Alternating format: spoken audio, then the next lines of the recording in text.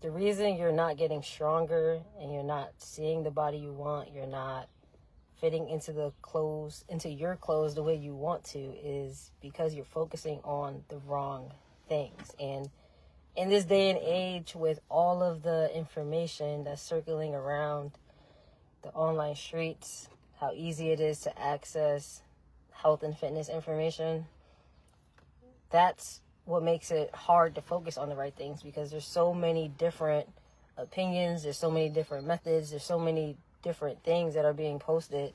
And although there's a ton of great information out there, having abundance of information makes it hard to, one, know exactly what applies to you, and knowing what specific things that do apply to you, how to actually apply that to your situation in a way that doesn't overwhelm you, right?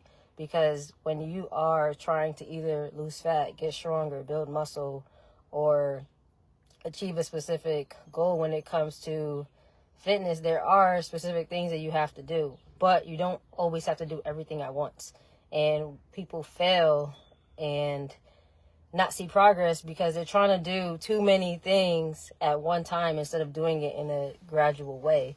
And three of the biggest things that people focus on that they don't necessarily need to focus on at a certain point in their journey is exactly what we're going to talk about today. So over the past week, I've gotten these 3 questions that are great questions, but they don't necessarily matter until you have years in the game, right? When you have mastered the foundations, when you have done all of the beginner stuff, when you have set the foundation for what to come next. First one is overthinking your workout split. So many people are like, what's the best workout split for me? Or even girls trying to develop their lower body or their glutes. They say, should I do quads one day and then glutes and hamstrings another day? And that's a good thing to think about. But the reality is, unless you're training 5 to 6 days a week, you don't need to split your leg days up. And even if you are training 5 to 6 days a week, if you're not an advanced lifter, and I mean not just based off of time, I mean like actually an advanced lifter, like you understand how to execute all movement patterns, you know how to push to failure, you are pushing heavy weight with really, really good form, you pretty much understand how to manipulate different training variables, you have gone through all of those things, and you have the numbers to prove it, you're not needing to break up your leg day by muscle group. And if you just train based on movement patterns, like if you got really good at squat variations, hinge variations, so RDLs, deadlifts, hip thrust, if you got really good at split squats, single leg movements, step ups, for example, lunges, you're going to hit all of the muscle groups that you need, right? And then you also have some of these smaller muscles that you may do isolation exercises for, but as long as you get really strong with your compound lifts, like your squats, your step-ups, your deadlifts, RDLs, you have a solid lower body program. And if you do that twice a week, you're hitting everything. There's no need to say, oh, I'm going to do quads one day and hamstrings another day, because in reality, when you do all these exercises that I just mentioned, it's not like when you do a squat, your hamstrings or glutes turn off. Like, they're all working. So as long as you're straightening out your knee in an exercise and you're opening up your hip in an exercise, you're going to be hitting all of your muscle groups. So trying to overcomplicate it by training specific muscles is just making it more complex, and it's really less efficient because you're not at the point where you need to change those things up. And if you did everything that you needed to get to that point, you wouldn't be struggling to make progress. You wouldn't be hitting a plateau. You wouldn't be in the position that you're in. So my advice to people who are thinking if they should break up their leg days into different muscle groups is it's not necessary. As long as you're hitting all those movement patterns, you're good. Next one is cardio. So people really overcomplicate cardio, especially when it comes to lifting, because you'll have people post like, oh, don't do cardio before your lift, or cardio is going to kill your gains. And yes, doing cardio before your lift in certain instances is going to kill your gains. And I'm going to tell you the instance now. Say if you were a competitive power lifter and you were preparing for a powerlifting competition. Power lifters are training for maximal strength. They are training to lift the heaviest weight possible for 1 rep. All right. So with that being said, it is best to devote all of your energy, all of your body's resources to accomplishing that goal. So if you were to go into the gym as a powerlifter and do cardio before you go and try to train for maximal strength, obviously that is going to kill your gains. If you were trying to prepare for a powerlifting competition or a bodybuilding competition and run a marathon at the same time, you are going to kill your gains, because your body can only be really, really, really, really, really, really good at one thing, right? So those are two ends of the spectrum. So if you fall in that category of being a powerlifter or a bodybuilder, you should not be doing extensive cardio before lifting. But think about it. That's not most people. Most people are like me. We are the general population. We may have played a sport in the past, but we live busy lives. We still want to live an active and fit life. We want a certain physique. We want to feel strong. With that being said, you can do cardio before your lifts if your goal is not to prepare for a powerlifting competition or not to prepare for a bodybuilding competition. You just have to be strategic about how you do it, and you also have to know yourself. Me personally, I could do cardio before upper body and feel fine, but I'm not going to do cardio before a lower body training day.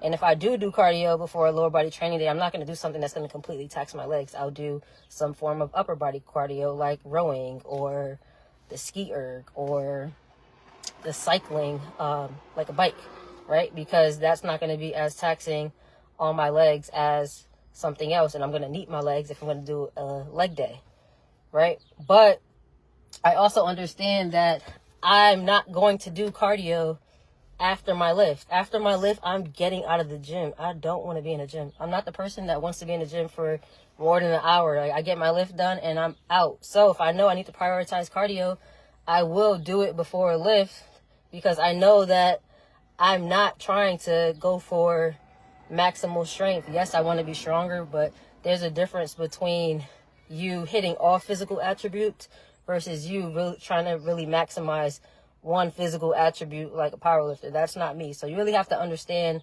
where you are and be open to being aware of where you are and being honest with yourself, because a lot of the information that is out there, yes, it's true, but it's applicable to an elite athlete. It's not applicable to everyday people.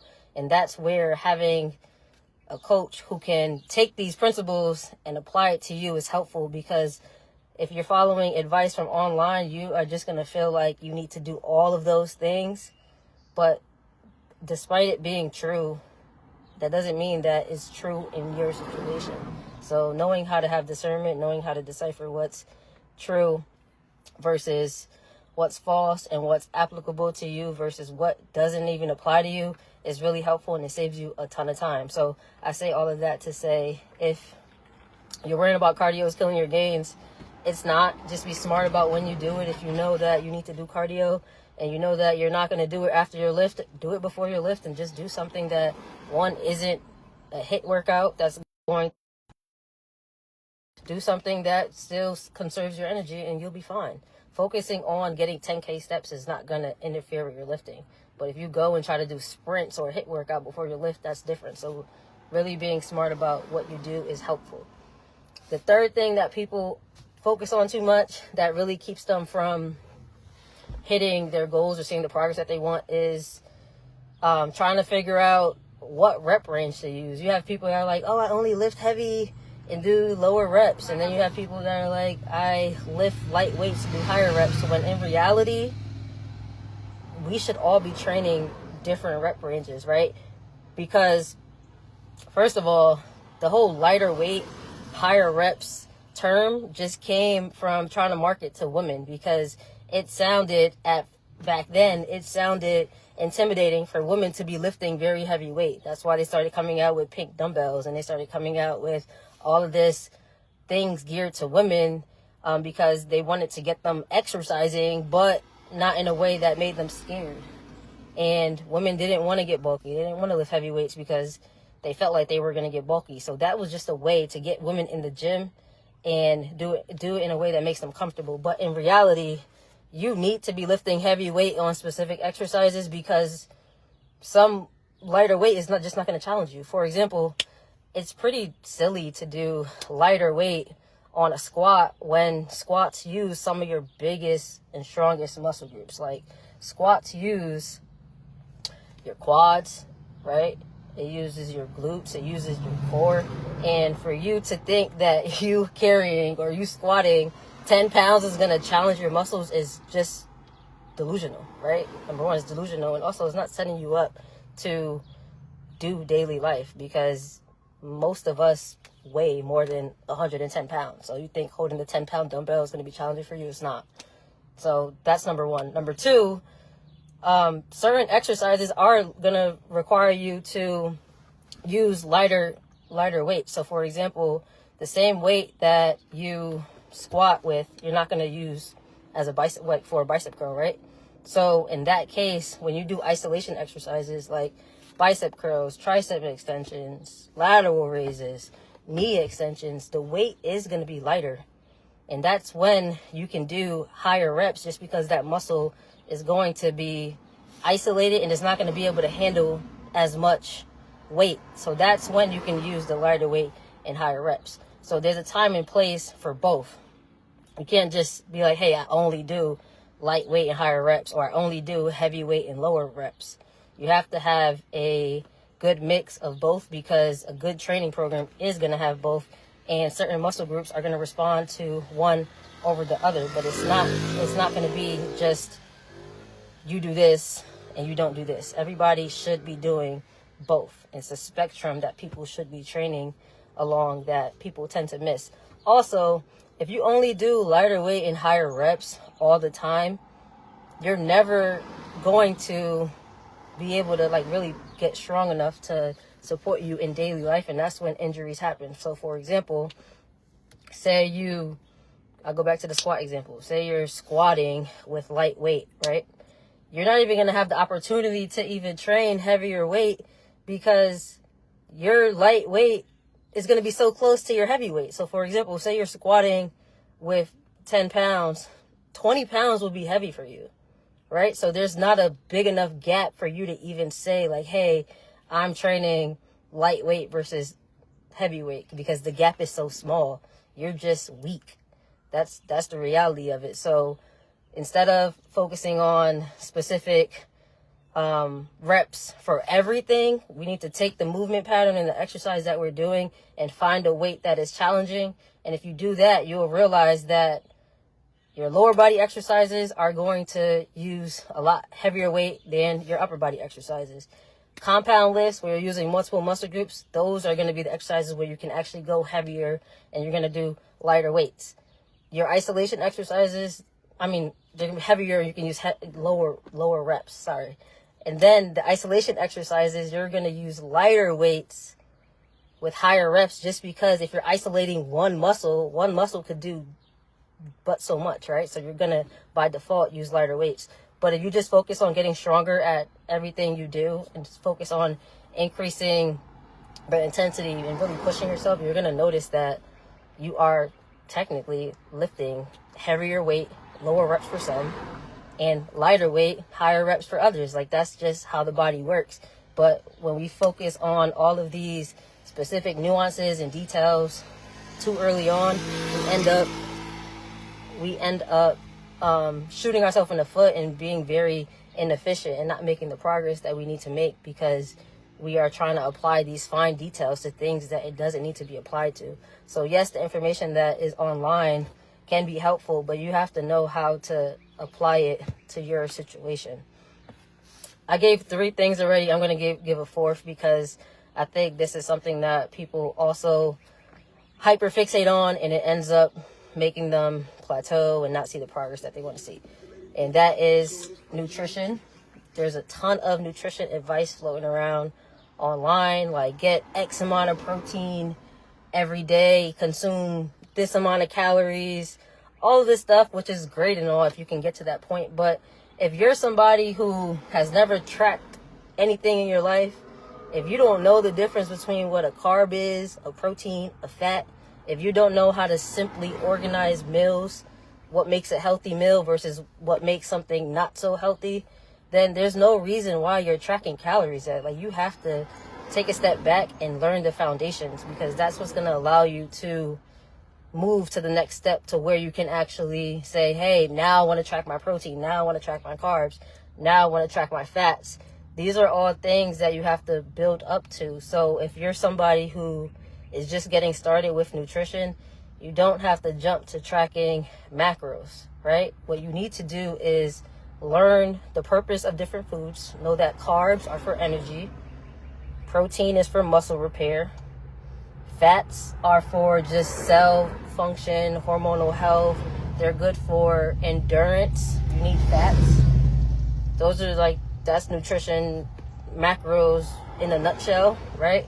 And then from there, you have to learn how to organize your plate. Know what foods you need for... Sorry, I thought I saw a comment.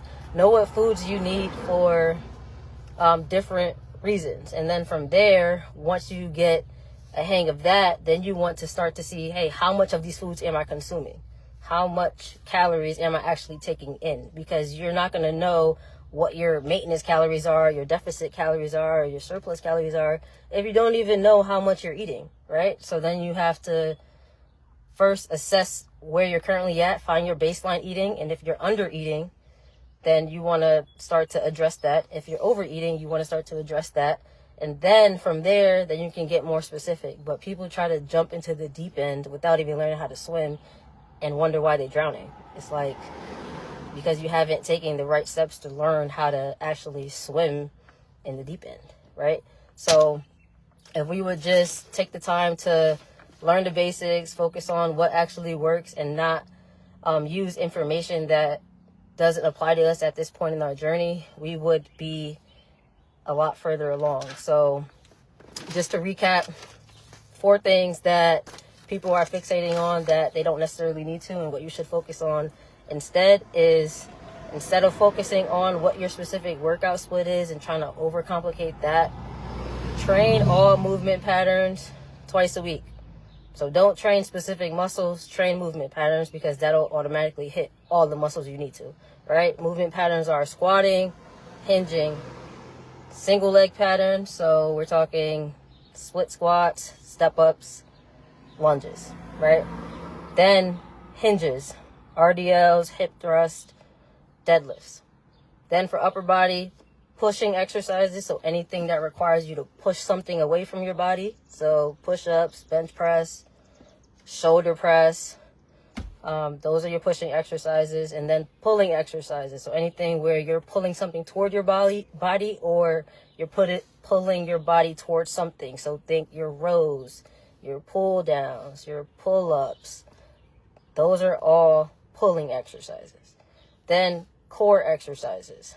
So planks, farmer carries, dead bugs, side planks, anything that's going to target, I did Bulgarians today, anything that's going to target your core and help you stabilize, because that's going to be the foundation, right?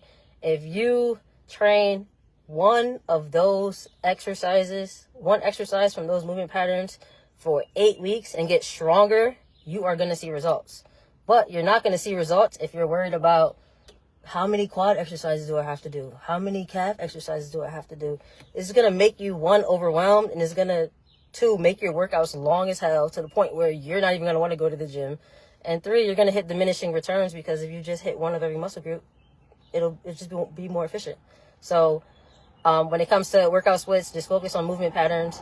And I actually have a workout creator guide that takes you through how to create an effective and simple routine without all the extra BS. I'll put it in the comments so you guys can grab it if you haven't. Second thing is, cardio is not going to kill your gains. Just be smart about how you do cardio. If you know you're not going to do cardio after your lift, do it before your lift. Just make sure you're not doing a form of cardio that is exhausting the muscles that you're about to train. So if you are going to do a leg day, do not go do sprints before your legs. Do rows or a different type of cardio that's not going to fatigue your legs out. Then when it comes to rep ranges, stop worrying about whether you need to train lighter weight with higher reps or heavier weight with lower reps. Train all rep ranges.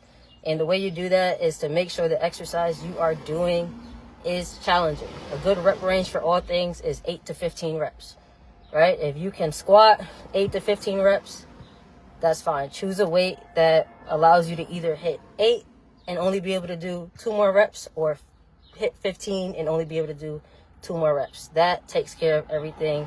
It can be so simple. If you guys have any questions, drop them in the comments. I'm going to go into more detail on a couple more things in a podcast episode, but I just wanted to come on here and give you guys the first 4 to get you guys started. Like I said, if you have any questions, drop them in the comments, and I'll catch you guys later. Peace.